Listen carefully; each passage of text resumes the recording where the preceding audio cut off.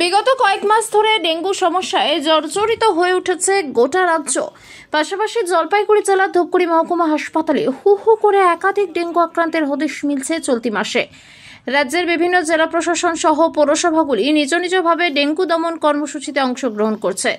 যত্রতত্র জমা জল এবং আবর্জনায় গোটা শহরের পাশাপাশি পৌরসভা এলাকাগুলিতে মশার আতুরঘর হয়ে রয়েছে। মশা দমনে পুরসভার নিষ্ক্রিয়তা নিয়ে স্থানীয় মানুষের অভিযোগের অন্ত নেই। তাই ডেঙ্গির লার্ভা বা ডিম নষ্ট করার জন্য ধূপগুড়ি পৌরসভার তরফ থেকে বিভিন্ন এলাকায় গাপ্পি মাছ ছাড়া হলো। পোয়েশিলা রেটিকুলাটা প্রজাতির এই রঙিন মাছ অ্যাকুরিয়ামের বাহারি মাছ হিসেবেই পরিচিত। সব ধরনের আবহাওয়ায় এই মাছ দ্রুত মানিয়ে নিতে পারে এবং জলের ওপরের অংশে ঘোরাফেরা করে। এইসব মাছ মশার লার্ভা খেয়ে ফেলে। বিশ্বের বিভিন্ন দেশে মশা নিয়ন্ত্রণে গাপ্পির ব্যবহার করা হয়।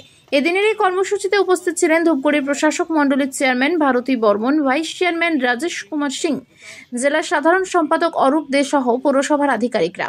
এই বিষয়ে পৌরসভার প্রশাসক মণ্ডলীর চেয়ারম্যান ভারতী বর্মন বলেন, পৌরসভার বিভিন্ন জলমগ্ন নালাগুলিতে মশার ডিম ধ্বংসকারী গাপ্পি মাছ ছাড়া হলো। ধীরে ধীরে ধূপগুড়ি পৌরসভার 16 নম্বর ওয়ার্ডের নোংরা আবর্জনা এলাকা এবং ড্রেনে গাপ্পি মাছ ছাড়া হবে। মূলত ডেঙ্গু দমনে আমরা এই কর্মসূচি গ্রহণ করছি। গাপ্পি মাছ ছাড়া হলো।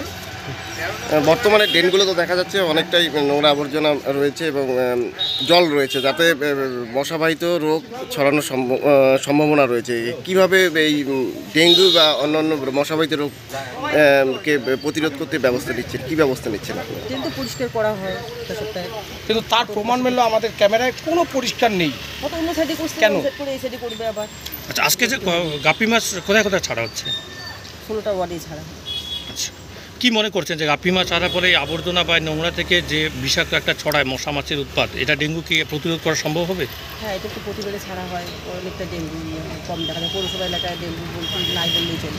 শহরবাসীকে কি বার্তা দিবেন এই মশাবাহিত রোগ প্রতিরোধে? সবাই যেন আবর্জনা পরিষ্কার রাখে, আশেপাশের আবর্জনা পরিষ্কার রাখে। উন্নত মানের পাঞ্জাব আলু বীজের বিশ্বস্ত প্রতিষ্ঠান দাস পটেটো কোং। আপনি কি আলু চাষি? আপনি কি আলুর ভালো ফলন চান?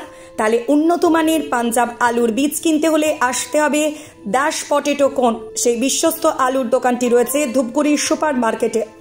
দোকান মালিক সোহেল দাস। পশ্চিমবঙ্গ সরকারের লাইসেন্স প্রাপ্ত উন্নত মানের পাঞ্জাব আলু বীজের দোকান। এখানে উন্নত মানের সমস্ত রকম পাঞ্জাব আলুর বীজ পাওয়া যায়। যোগাযোগ নাম্বার 9064944025 অথবা 9907002979 অথবা 8967640014 এই নাম্বারে।